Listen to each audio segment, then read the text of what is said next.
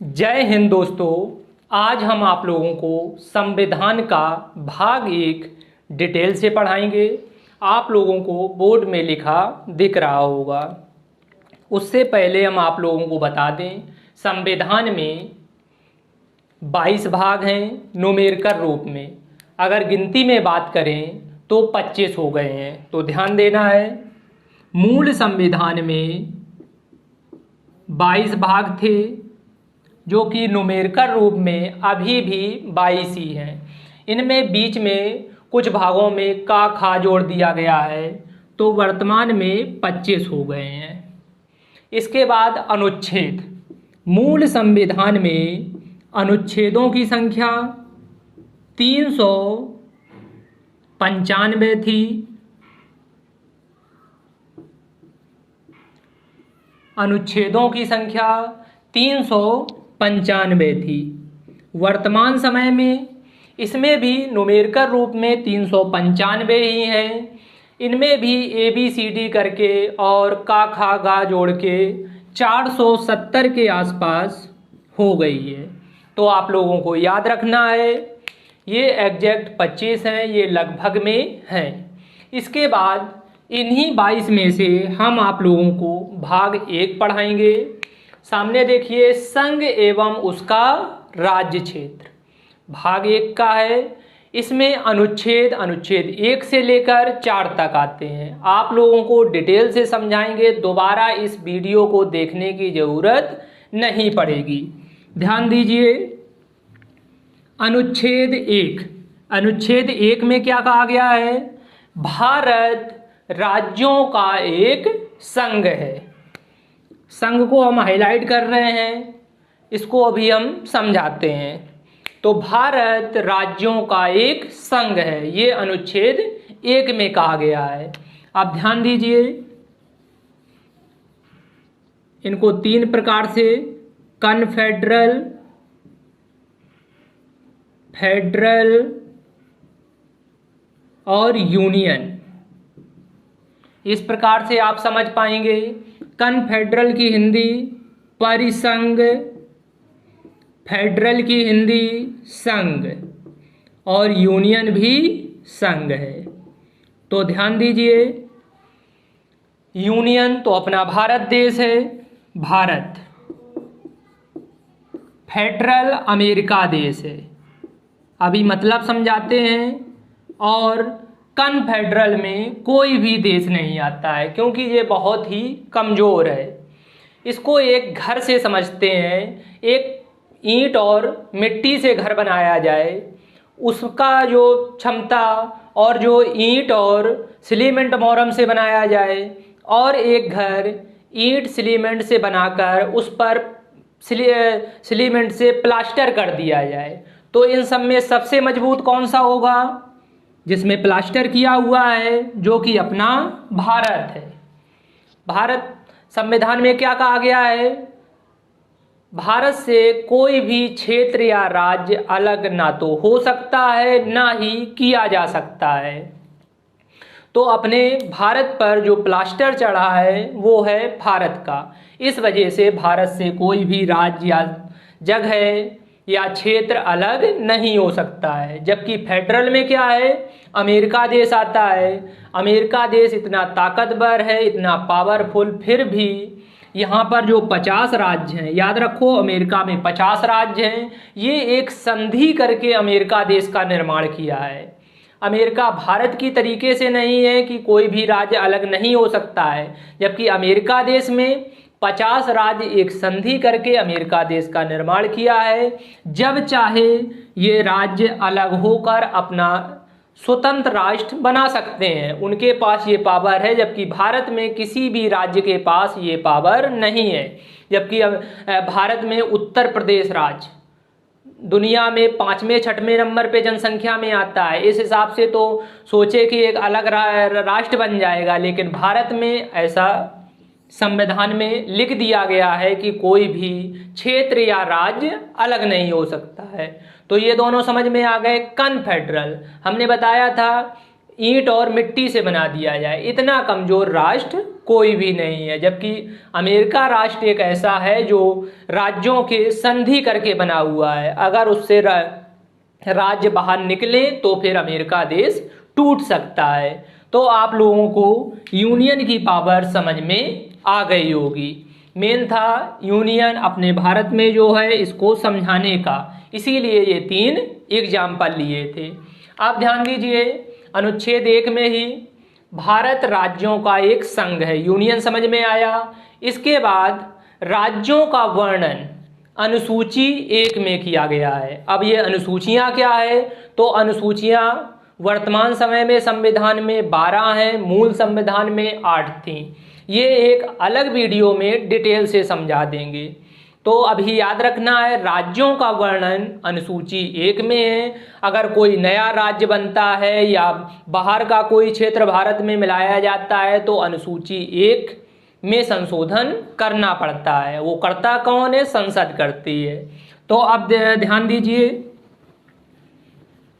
इसके बाद भारत में 3 क्षेत्रों में बांटा गया है।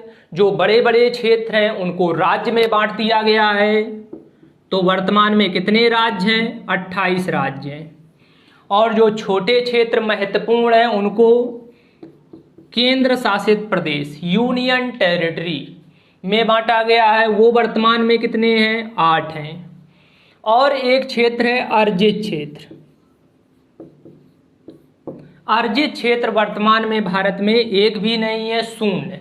वो क्यों, क्योंकि अर्जित क्षेत्र ऐसा होता है जो भारतीय क्षेत्र से बाहर का कोई एरिया भारत ने अपने कंट्रोल में कर लिया हो, या फिर एग्जाम्पल में समझिए जैसे पाकिस्तान का एक बलूचिस्तान वाला एरिया है, वो स्वतंत्रता की मांग करता रहता है। अगर भारत उसे स्वतंत्र करा के अपने कंट्रोल में कर ले तो वो आ जाएगा अर्जित क्षेत्र में। तो यहाँ पर एक हो जाएगा। फिलहाल अभी कोई भी भारत के पास अर्जित क्षेत्र नहीं है। संविधान में इसका प्रावधान कर दिया गया है, कभी भविष्य में ऐसा हो तो इसमें जोड़ दिया जाएगा।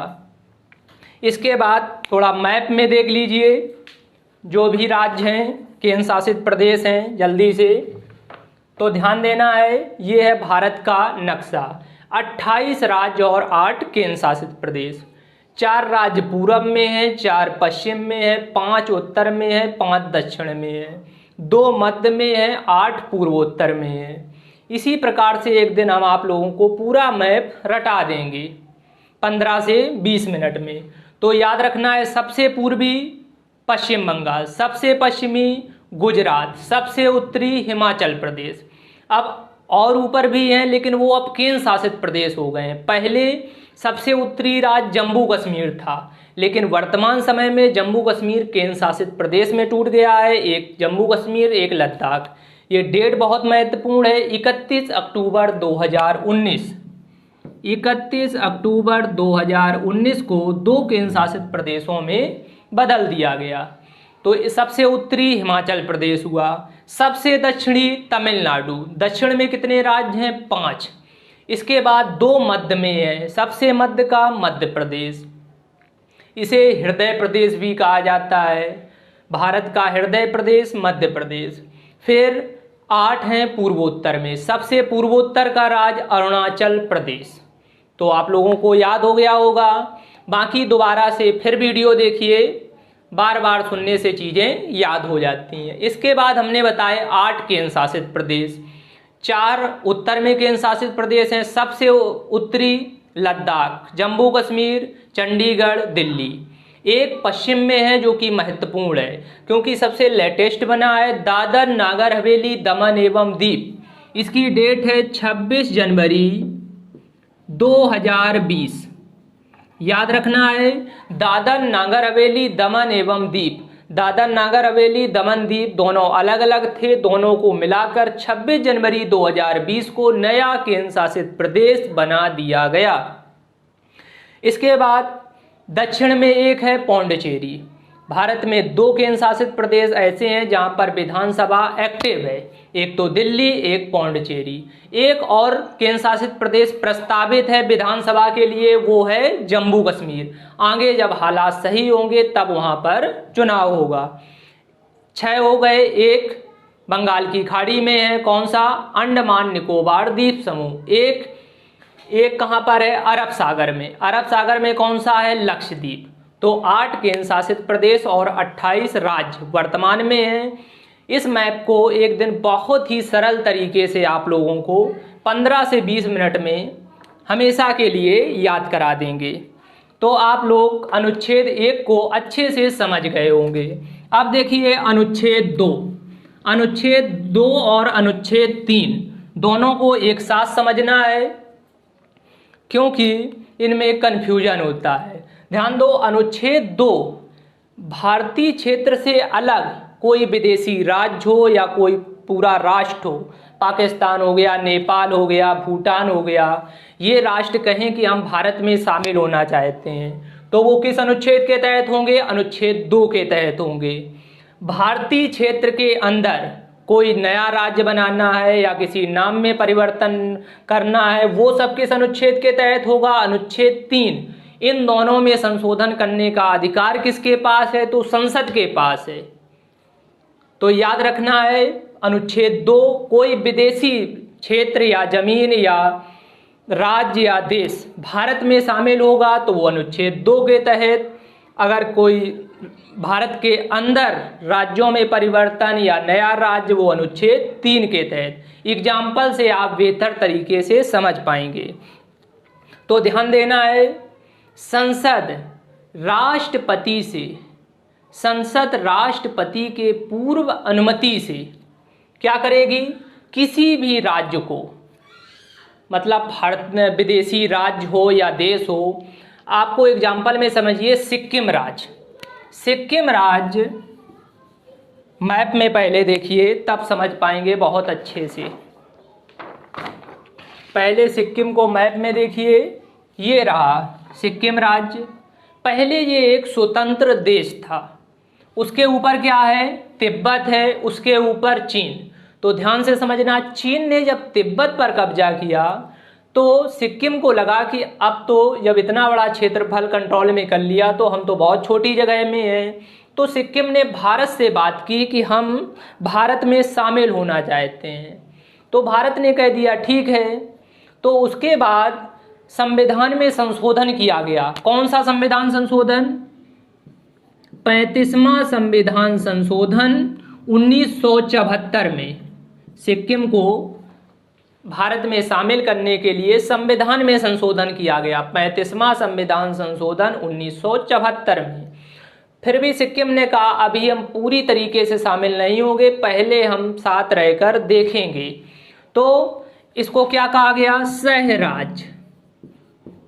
सिक्किम सह राज्य के रूप में 1974 में शामिल हुआ। उसके कुछ समय बाद जब सिक्किम को लगा कि हमें भारत में कोई दिक्कत नहीं है, तो फिर नया संविधान संशोधन किया गया, 36वां संविधान संशोधन 1975 संविधान संशोधन हो गया। उसके बाद डेट 16 मई 1975, 16 मई 1975 को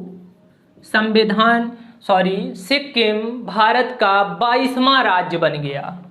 तो कौन सा राज्य बना, तो 22वां राज्य बना। कब, 16 मई 1975 को। कौन से संविधान संशोधन के तहत, तो 36वां संविधान संशोधन के तहत। तो आप लोगों को बात समझ में आ गई होगी, किस अनुच्छेद के तहत शामिल हो पाया, तो अनुच्छेद 2 के तहत। इसमें आप लोग लिख सकते हैं, संसद राष्ट्रपति की पूर्व अनुमति से किसी विदेशी राज्य या क्षेत्र को भारत में मिला सकता है। तो ये हिंदी लैंग्वेज से आप और क्लियर हो जाएगा। अब देखिए अनुच्छेद 3। अनुच्छेद 3 का भी एग्जाम्पल मैप से ही समझिए। अनुच्छेद 3 का एग्जाम्पल देखिए, सन 2000 में 3 राज्य बने, छत्तीसगढ़, उत्तराखंड और झारखंड। 1 नवंबर सन 2000 को छत्तीसगढ़ किससे अलग हुआ, मध्य प्रदेश से। ये रहा मध्य प्रदेश का भाग, ये रहा छत्तीसगढ़ का। तो मध्य प्रदेश से छत्तीसगढ़ 1 नवंबर सन 2000 को, 1 नवंबर सन 2000 को। मध्य प्रदेश से छत्तीसगढ़ अलग हुआ। फिर इसके बाद उत्तर प्रदेश से उत्तराखंड 9 नवंबर सन 2000 को। उत्तर प्रदेश से उत्तराखंड। फिर इसके बाद बिहार से झारखंड। बिहार से झारखंड 15 नवंबर सन 2000 को अलग हुआ। तो याद रहेगा आप लोगों को किस अनुच्छेद के तहत? अनुच्छेद 3 के तहत। क्या बताया? संसद भारतीय क्षेत्र के अंदर राज्यों का नाम में परिवर्तन करना हो, नया राज्य बनाना हो, राज्य के क्षेत्रफल में परिवर्तन करना हो, वो अनुच्छेद 3 के तहत संसद कर सकती है। तो याद रहेगा 2014 में तेलंगाना राज्य बना। तेलंगाना किससे अलग हुआ? आंध्र प्रदेश से अलग हुआ। तो ये डेट क्या है? 2 जून 2014। सबसे लास्ट में जम्मू कश्मीर। जम्मू कश्मीर पहले राज्य था। ये देखिए अब 2 केंद्र शासित प्रदेशों में बांट दिया गया है। मैप में भी बटा हुआ दिख रहा है। तो 2 केंद्र शासित प्रदेशों में कब बट गए? 31 अक्टूबर 2019। पहले भी डेट बताई, ये डेट महत्वपूर्ण है, याद रखना है। तो ये सब भारतीय क्षेत्र के अंदर नाम बदलना हो, नया राज्य बनाना हो, ये सब काम कौन करता है? संसद करती है। किस अनुच्छेद के तहत? अनुच्छेद 3 के तहत। अगर आपको कोई कंफ्यूजन हो एक बार वीडियो को फिर से देखिए, थोड़ा बैक करके, आप लोगों को सब समझ में आ जाएगा। इसके बाद आ जाता है अनुच्छेद 4। अनुच्छेद 4 2 और 3 से ही मिलकर बना है। तो अब ध्यान देना है अनुच्छेद 4 में। अनुच्छेद 4 में अनुच्छेद 2 और 3 में जो भी संशोधन किए जा रहे हैं वो संसद में साधारण बहुमत से पास होंगी। ध्यान देना है। देखो कोई भी सरकार मेजॉरिटी, जैसे यहाँ इस समय बीजेपी सरकार है, तो साधारण बहुमत क्या होता है? 50%। और एक प्रधानमंत्री बनने के लिए 545 लोकसभा सीट में से 273 की आवश्यकता है, और यही होता है 50%। तो आप लोग समझ सकते हैं संसद में अनुच्छेद 2 और 3 के तहत कोई राज्य नया बनाना हो या कोई विदेशी राज्य या देश को मिलाना हो तो बहुत ही आसान है, क्योंकि उसके पास बहुमत तो होता है, तब तो वो प्रधानमंत्री पद पे होता है। तो ये काम करना कोई मुश्किल बात नहीं है। और अनुच्छेद 2 और 3 को याद रखना है, अनुच्छेद 368 के बाहर रखा गया है।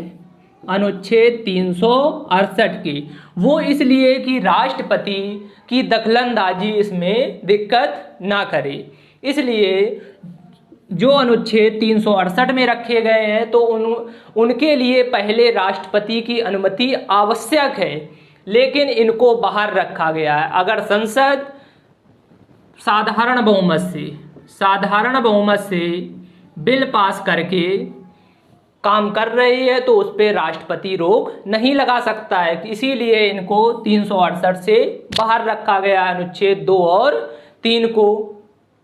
और साधारण बहुमत से अगर बिल पास होकर जाता है तो राष्ट्रपति हस्ताक्षर करने के लिए बाध्य होगा, वो अनुच्छेद 4 में बता दिया गया है। और एक बात, अनुसूची 1